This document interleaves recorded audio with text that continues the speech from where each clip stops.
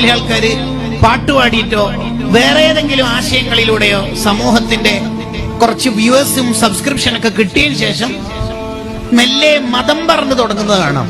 പഠിച്ചിട്ട് മാത്രമേ പറയാൻ പാടുള്ളൂ. മതം പഠിച്ചവർ മാത്രം മതം പറയുക, വേറെ ആരും പറയാൻ നിൽക്കരുത്.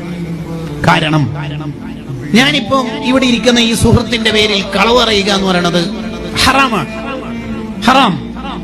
എന്നാൽ നബി സല്ലല്ലാഹു അലൈഹി വസല്ലം തങ്ങളുടെ പേരിൽ കളവ് പറയാന്ന് പറയുന്നത് ഹറാം മാത്രമല്ല, അത് വൻദോഷമാണ്. നബി സല്ലല്ലാഹു അലൈഹി വസല്ലം തങ്ങളുടെ പേരിൽ പറഞ്ഞാൽ വൻദോഷം. കളവ് പറയുന്നവൻ ആരാണെന്ന് അറിയോ? ശരിക്ക് കേട്ടത് മൊത്തം പറയലല്ലേ. നിനക്കറിയോ അത്? ഇല്ല. സൂറത്തുൽ ഫാത്തിഹയുടെ 38 നേട്ടങ്ങൾ, അതിൽ 37 ശരിയാന്ന് വിചാരിച്ചോ? ഒന്ന് കളവായാൽ അത് മതി ആഖിറത്തിൽ കുടുങ്ങാൻ. ഉറപ്പില്ലാത്ത ഒന്നും നമ്മൾ പറയുന്നു, പ്രത്യേകിച്ച് മതത്തിന്റെ മസലകൾ, ഹദീസുകൾ, ഖുർആനിന്റെ ആശയങ്ങൾ. നമുക്കറിയാത്തതൊന്നും പറയാൻ പാടില്ല.